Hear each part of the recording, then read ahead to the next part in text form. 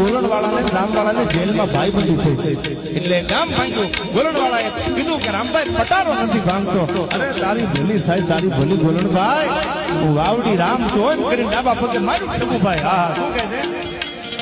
એની પાટું